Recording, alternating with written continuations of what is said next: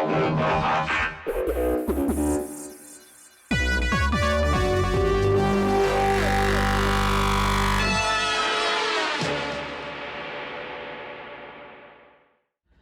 Transformers fans, Grimlock Graves here, coming back with another tutorial. Not really a review. I've kind of deleted all the videos on my channel because of the whole United States FCC guidelines thing, and so now it's definitely going to be, as I do reviews or videos, a more adult channel.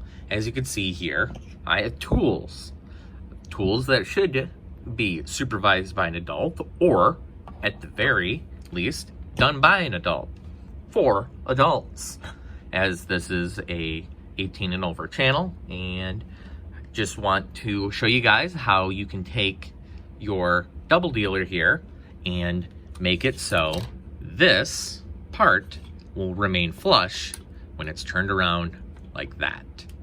Even just like that, it's much better. But the steps I took to get it to lay flush involved me having taken this part and being able to pop it off its peg.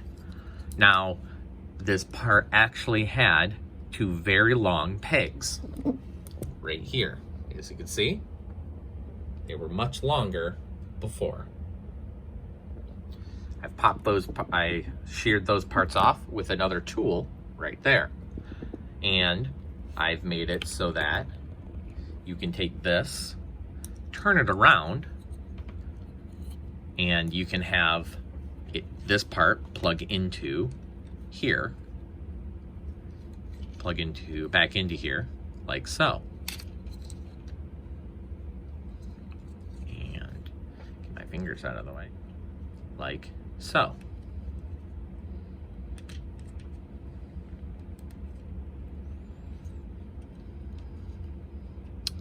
And then you will see that it now is still on its hinge, and it'll only go down to about here now, but when you turn it around, it'll be nice and flush. Now, I'm sure somebody out there can do a better job at this than I, because, full admission, in order to do this, you have to cut out this part right here. And as you can see, I just have some blue sticky tack there. Now, what it requires, I'll show you on this side because it's just mirrored. You need to cut out a spot for this, or just cut this part off. It's up to you. Then you won't have to do this part right here.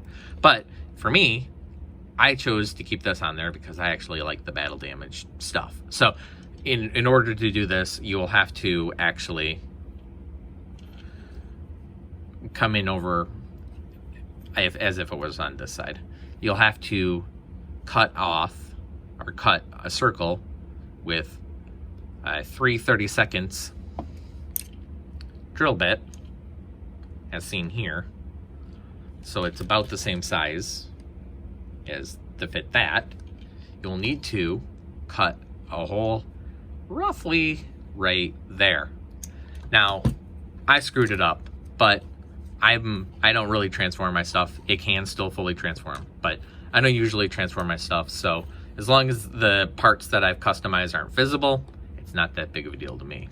So once that's all plugged in, as you can see, it sits nice and flush. It holds pretty well, and now you can take your favorite cassette, and I got this in from my local comic book shop, Warp 9 Comics. If you live in the greater Detroit area, Warp 9 Comics is a great place for your geeky collectibles. Not sponsored, just love the place.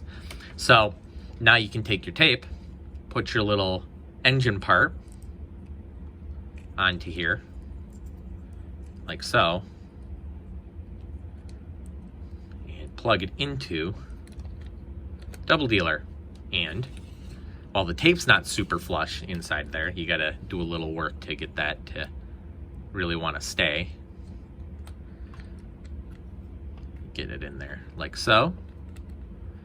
And now it's flush, it looks good, And to be honest, this doesn't really bother me. I actually kind of like it because it looks like struts on a building or a machine or something along those lines.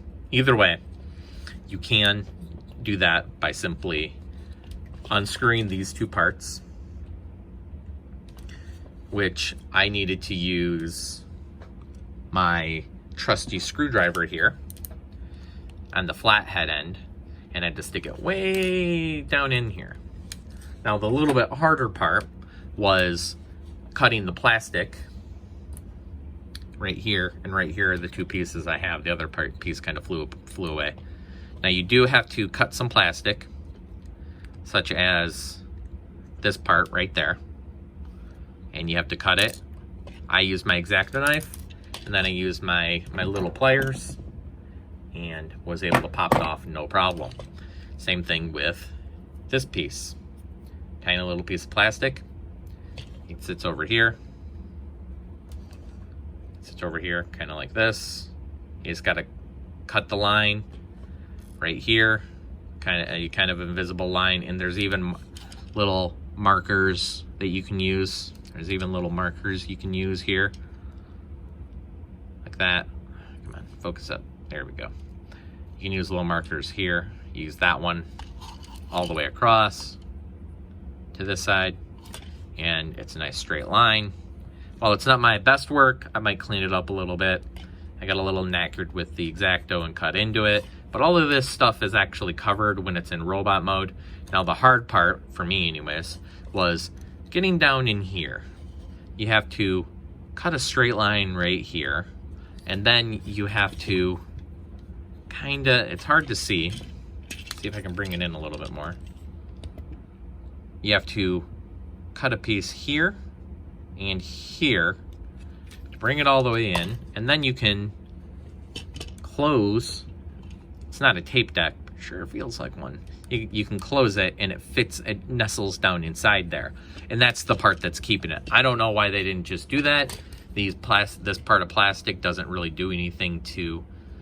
This piece of plastic doesn't really do anything except for expose this area anyways. So I cut this out. I might clean it up like I said, but then you can actually put your cassette in there, and if you drill the hole right, you won't have to worry about using sticky tack like I do. And once it's all in there, you can push it down in, and your cassette is good to go. But being this is his Autobot cassette, it should be more like this.